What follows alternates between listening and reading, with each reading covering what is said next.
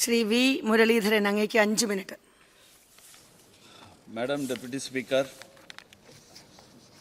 ഭരണമുന്നണിയിലെ ആളുകൾ ഈ ബജറ്റ് വിസ്മയം തീർക്കും എന്നാണ് പറഞ്ഞു നടന്നിരുന്നത്. ബജറ്റ് വന്നപ്പോൾ വിസ്മയമല്ല, വലിയ വൻ വിസ്മയമാണ് നമ്മളെല്ലാവരും കണ്ടത്.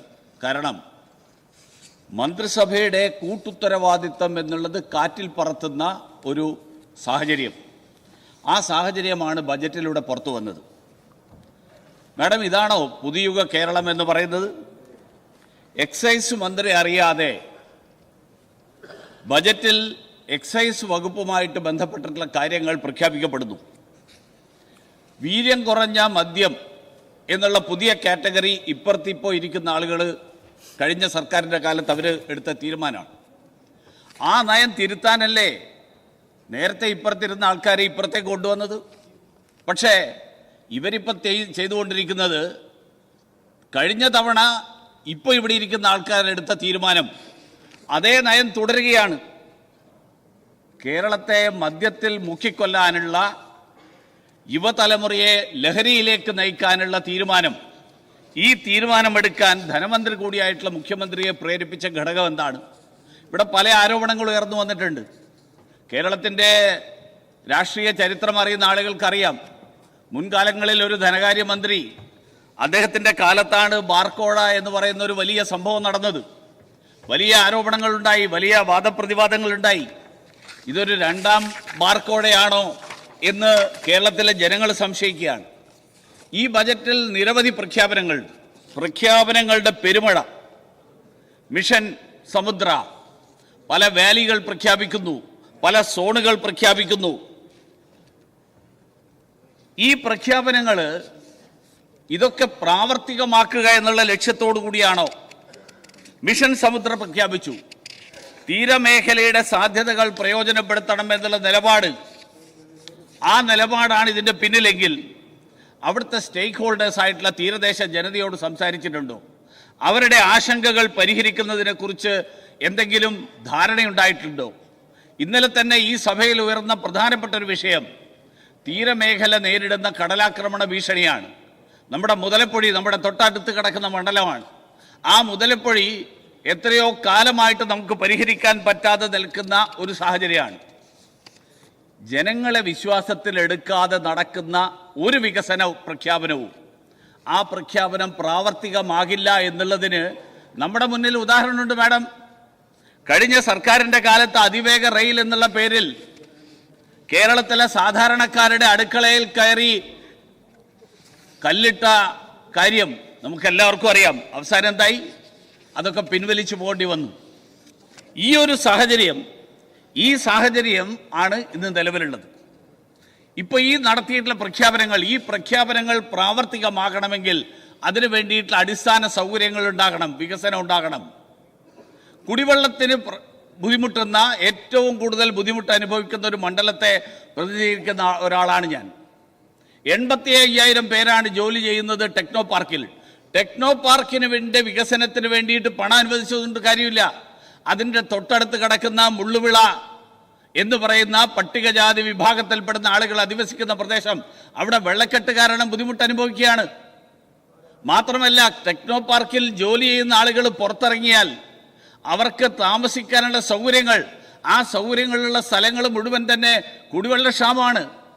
ആ ടെക്നോ പാർക്കിൽ ജോലി ചെയ്യുന്ന വലിയൊരു കമ്പനിയുടെ ചുമതലക്കാരൻ കഴിഞ്ഞ ദിവസം എന്നെ കണ്ടു. ശ്രീ വി മുരളീധരൻ, അങ്ങേക്ക് 5 മിനിറ്റ്. മാഡം ഡെപ്യൂട്ടി സ്പീക്കർ, ഭരണമുന്നണിയിലെ ആളുകൾ ഈ ബജറ്റ് വിസ്മയം തീർക്കും എന്നാണ് പറഞ്ഞു നടന്നിരുന്നത്. ബജറ്റ് വന്നപ്പോൾ വിസ്മയമല്ല, വലിയ വൻ വിസ്മയമാണ് നമ്മളെല്ലാവരും കണ്ടത്. കാരണം മന്ത്രിസഭയുടെ കൂട്ടുത്തരവാദിത്തം എന്നുള്ളത് കാറ്റിൽ പറത്തുന്ന ഒരു സാഹചര്യം, ആ സാഹചര്യമാണ് ബജറ്റിലൂടെ പുറത്തു വന്നത്. മാഡം, ഇതാണോ പുതുയുഗ കേരളം എന്ന് പറയുന്നത്? എക്സൈസ് മന്ത്രി അറിയാതെ ബജറ്റിൽ എക്സൈസ് വകുപ്പുമായിട്ട് ബന്ധപ്പെട്ടിട്ടുള്ള കാര്യങ്ങൾ പ്രഖ്യാപിക്കപ്പെടുന്നു.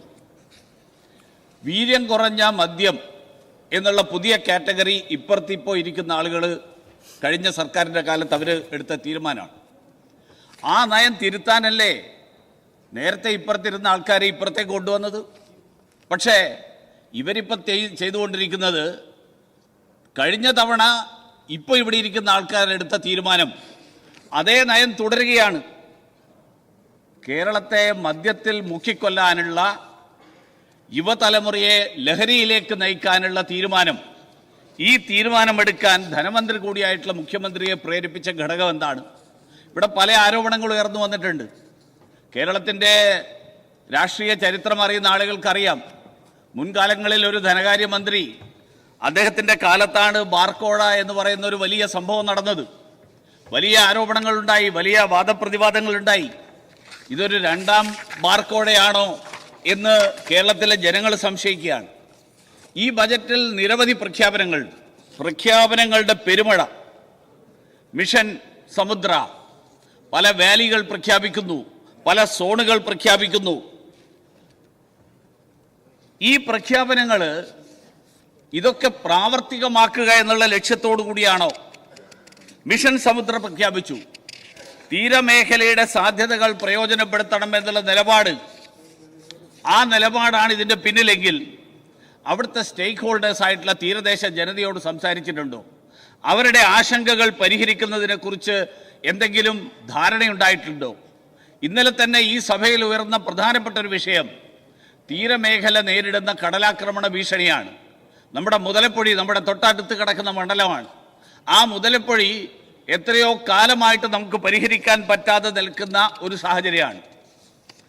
ജനങ്ങളെ വിശ്വാസത്തിലെടുക്കാതെ നടക്കുന്ന ഒരു വികസന പ്രഖ്യാപനവും ആ പ്രഖ്യാപനം പ്രാവർത്തികമാകില്ല എന്നുള്ളതിന് നമ്മുടെ മുന്നിൽ ഉദാഹരണമുണ്ട് മാഡം.